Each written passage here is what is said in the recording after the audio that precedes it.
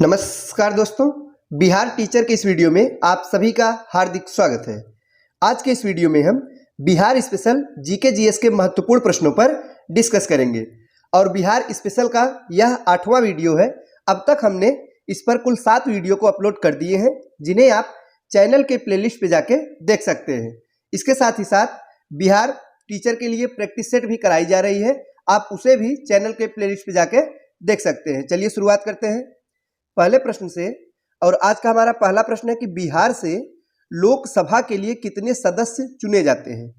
तो यानी कि हमें बताना है कि बिहार में लोकसभा की कितनी सीटें हैं या लोकसभा के लिए कुल कितने सदस्य चुने जाते हैं। तो 40 सदस्य चुने जाते हैं। सही जवाब क्या होगा? Option number D 40। तो बिहार में लोकसभा के लिए 40 सदस्य चुने जाते हैं।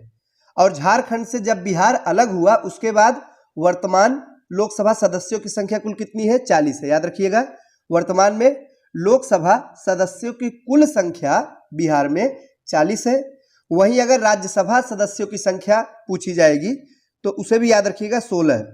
बिहार में लोकसभा सदस्यों की कुल संख्या यानी लोकसभा सीट 40 और राज्यसभा 16।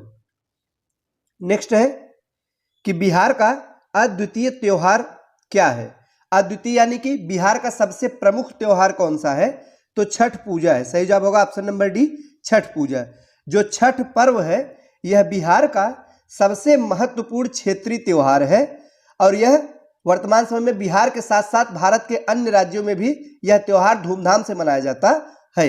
और कार्तिक महीने के शुक्ल पक्ष के छठे दिन यह पूजा होती है।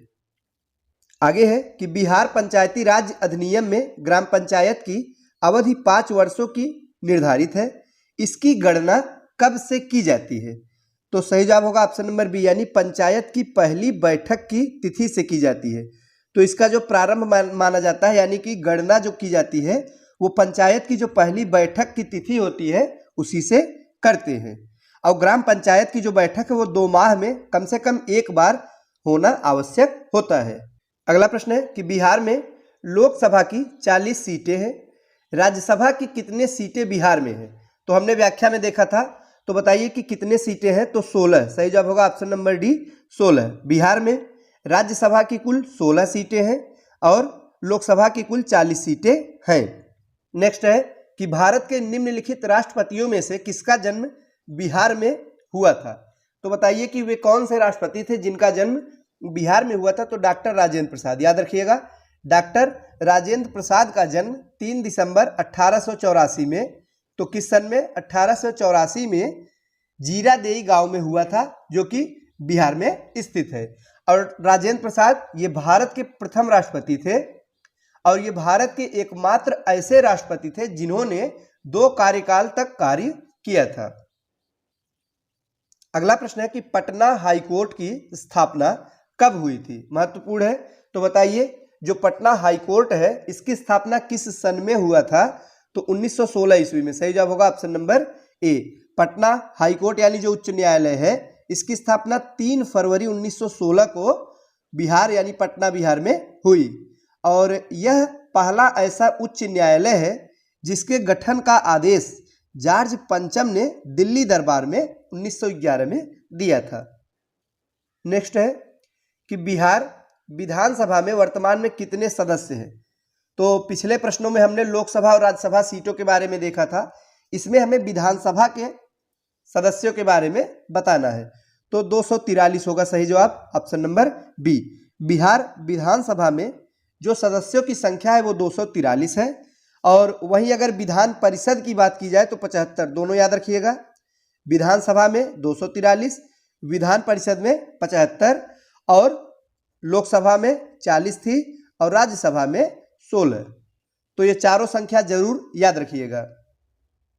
अगला प्रश्न है कि 1942 ईस्वी में किस त्योहार के अवसर पर जयप्रकाश नारायण हजारीबाग जेल से निकल के भाग गए थे? तो बताइए किस त्योहार के अवसर पर यह घटना घटित हुई थी? तो दीपावली। सही जवाब होगा ऑप्शन नंबर डी। भारत छोड़ो आंदोलन के दौरान जयप्रकाश नारायण को गिरफ्तार किया गया था और हजारीबाग जेल में इन्हें रखा गया था।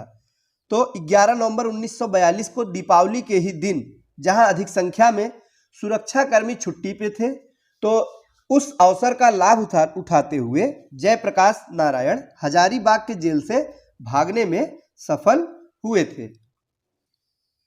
आगे है कि बिहार का प्रसिद्ध पशु मेला कार्तिक पूर्णिमा में आयोजित होता है। कहाँ पे आयोजित होता है, महत्वपूर्ण प्रश्न है। तो बिहार का जो प्रसिद्ध पशु मेला है वो सोनपुर में आयोजित होता है। सही जवाब होगा ऑप्शन नंबर डी। बिहार का प्रसिद्ध पशु मेला कार्तिक पूर्णिमा में सोनपुर में आयोजित किया जाता है। आइए देखते हैं अगला प्रश्न कि पाइका नृत्य का संबंध किस राज्य से है। तो ये जो पाइका नृत्य है इसका संबंध बिहार राज्य से है और इसका जो प्रचलन है वो बिहार एवं झारखंड में है। और झारखंड में एक मुंडा समुदाय है जो कि पाइका नृत्य करता है। और दोस्तों यह युद्ध की तैयारियों से जुड़े रिवाजों का एक शैलीगत प्रतिनिधित्व है। अगला प्रश्न है कि छऊ बिहार के अतिरिक्त इस राज्य का भी लोक नृत्य है। तो यह बिहार के अतिरिक्त किस राज्य का लोक नृत्य है, ये पूछा गया है। सही जवाब होगा ऑप्शन नंबर ए, पश्चिम बंगाल। दोस्तों जो छऊ नृत्य है यह बिहार के अतिरिक्त पश्चिम बंगाल राज्य का भी लोक नृत्य है।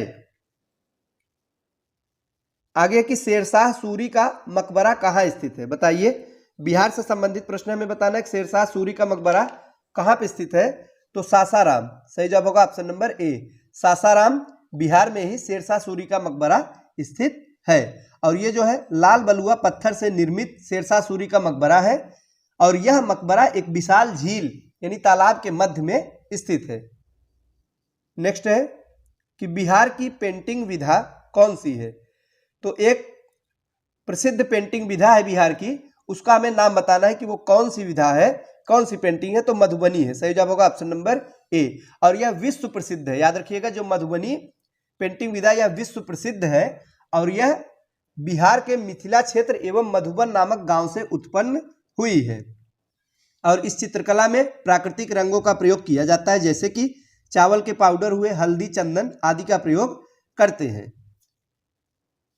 आगे है कि बिहार राज्य पर्यटन विकास निगम की टैगलाइन क्या है। तो बताइए इसकी टैगलाइन क्या है। तो सही जवाब है option number C, blissful Bihar. तो जो बिहार राज्य पर्यटन विकास निगम की टैगलाइन है वो है ब्लिसफुल बिहार है। और यह अभियान वर्ष 2005 में शुरू किया गया था। कब शुरू किया गया था, 2005 में शुरू किया गया था। तो दोस्तों ये थे आज के महत्वपूर्ण प्रश्न। वीडियो अच्छा लगा तो लाइक करें। मिलते हैं अगले वीडियो में कुछ नए नए प्रश्नों के साथ। तब तक के लिए नमस्कार।